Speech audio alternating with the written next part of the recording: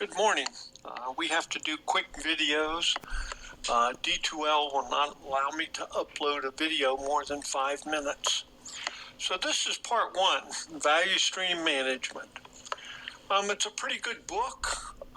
It gives you a nice introduction of value stream. It gives you a nice overview of the textbook and what we're going to do with it. And then, for the purposes of our class, we're going to follow the 8 steps that Tapper identifies in this book. His first step is to commit to lean. Commit to lean requires management commitment, employee commitment, and stuff like that. So, for the purposes of this course and this textbook, we're going to follow the Premier Manufacturing case study that's on page 23. I suggest that you read and digest all of these blue highlighted areas. The purpose of Premier Manufacturing getting involved with value stream is to improve a process because its supply or its customer has said that you need to do these things if you want to continue doing business. So this is the purpose for and why to commit to lean, because in order to do these things, you have to change business as usual. So now, step 2 is to choose the value stream. This is something that students have a little bit of trouble with. Most businesses, especially if you're a manufacturing entity, you have machines that do processes, that cut, weld, all kinds of stuff. But if you're a qualitative business, it's a little bit more difficult to realize that something as taking an order over the phone is a process. You add value to it, things like that. So this step is really all about why and how Premier Manufacturing chose a value stream, and they allowed the employees to help out. And so they assigned a team of 6 people to look at their hoses. They looked at the processes and things like that. So step 2 is to choose the value stream. So choose something that you can have data about. Step 3 is real easy. You can't just go out and tell people to do stuff. You have to go out and ask them.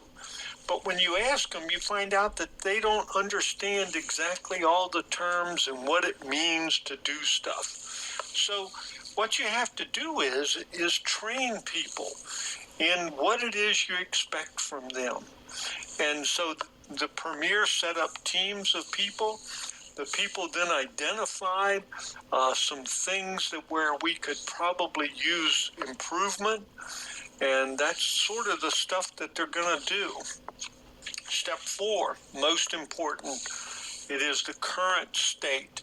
Step 4 is nothing more than you, the student, looking at your work area, hopefully, but coming up with a process. This is submission number 1.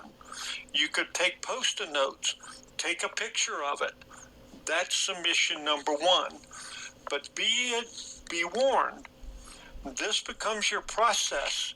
You better have a process that you can find tremendous data on. Included with submission number 2 are charts, and you can use Excel, that are presented on page 82 and 83.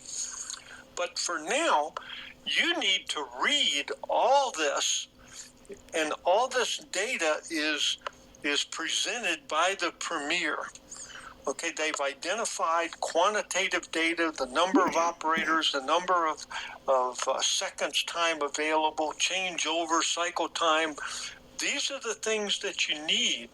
Now, it might sound difficult for you to find, but you'd be surprised once you got in. Also, they talk about work in progress inventory. All these things are parts to the puzzle. Your submission 2 is going to be this. You're going to take all your data from pages 82 and 83, and you're going to put them into a chart that looks like this. This will be your submission number 2. The use of the data that you gather and the way you present it. This becomes the foundation for the remainder of your project. And if you kind of take a look at page 89, you'll see how you're basically going to use all of this. This is the flow of your product and all the data that's required, and it helps you to understand your process. And look at all the calculations. Now, I did all the calculations also to make sure that I understood where their calculations came from. And most of them came from page 82.